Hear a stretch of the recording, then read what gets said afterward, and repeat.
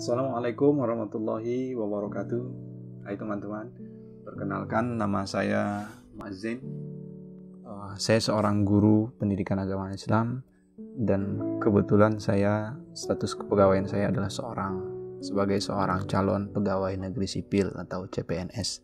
Nah, saat ini saya tengah mengikuti latihan dasar CPNS yang diselenggarakan oleh BPSDM Provinsi Sumatera Utara.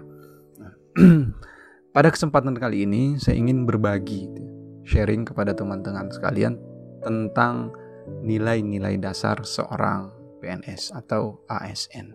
Jadi seorang abdi negara, pegawai negeri sipil itu dalam bekerja mereka dipayungi atau dinaungi oleh sejumlah nilai-nilai dasar yang menjadi panduan sikap dan perilaku seorang ASN dalam menunaikan pekerjaan, baik dalam bersikap, berperilaku, dan berpikir. Nah, ada 7 nilai dasar yang wajib dipahami betul oleh seorang pegawai negeri sipil.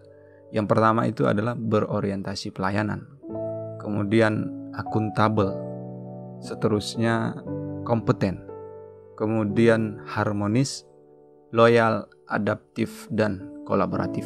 Nah, ketujuh nilai dasar ini biasa disingkat dengan berakhlak. Nah, pada video kali ini saya akan berbagi kepada teman-teman, sharing mengenai nilai dasar aparatur sipil negara yang pertama, yaitu berorientasi pelayanan, terutama dalam kaitannya dengan tugas pokok dan fungsi saya sebagai seorang guru pendidikan agama Islam. Bagaimana sih implementasi berorientasi pelayanan yang bisa dilakukan oleh guru di sekolah sebagai tempat kerja kita gitu.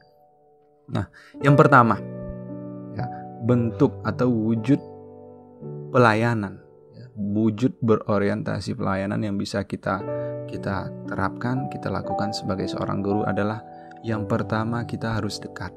Guru itu harus dekat dengan murid, peduli. Dan kalau bisa jangan berjarak dengan murid, duduk sama rata istilahnya, berdiri sama tinggi. Jangan mentang-mentang guru kita seolah-olah merasa yang punya kuasa terhadap murid. Menurut saya itu tidak bijak. Karena murid itu adalah customer kita ya. Murid itu adalah individu-individu yang menerima pelayanan kita sebagai seorang pegawai, sebagai seorang PNS. Maka sudah seharusnya kita memberikan pelayanan yang paling prima terhadap mereka. Dan wujudnya yang pertama adalah jangan berjarak, dekat dengan murid. Jadi itu yang pertama. Ya, kemudian yang kedua, wujud atau bentuk implementasi dari berorientasi pelayanan adalah kita peka terhadap keluh kesah murid. Ketika murid atau siswa peserta didik itu punya problem tertentu terkait pembelajaran misalnya, kita dengarkan keluh kesah mereka. Kemudian kalau bisa kita upayakan penyelesaiannya seperti apa, bagaimana jalan keluarnya. Itu menurut saya wujud implementasi berorientasi pelayanan yang kedua yang bisa dilakukan oleh seorang guru. Kemudian yang ketiga, wujud berorientasi pelayanan yang bisa kita lakukan di sekolah adalah kalau sebelum mengajar itu, sebelum masuk ke kelas harus persiapkan bekal ya. Harus kita kuasai betul materi, strategi apa yang kita mau terapkan ketika pembelajaran. Jangan kita pakai satu strategi mengajar untuk semua materi.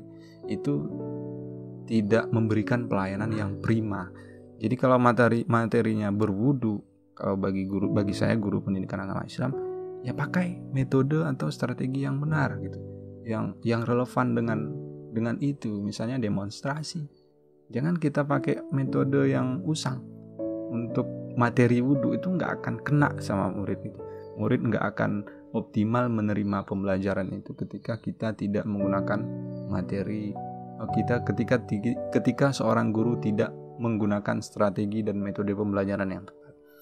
Nah, itu barangkali yang menurut saya 3 bentuk atau 3 wujud implementasi dari nilai dasar berorientasi pelayanan yang bisa dilakukan oleh seorang guru, khususnya guru pendidikan agama Islam.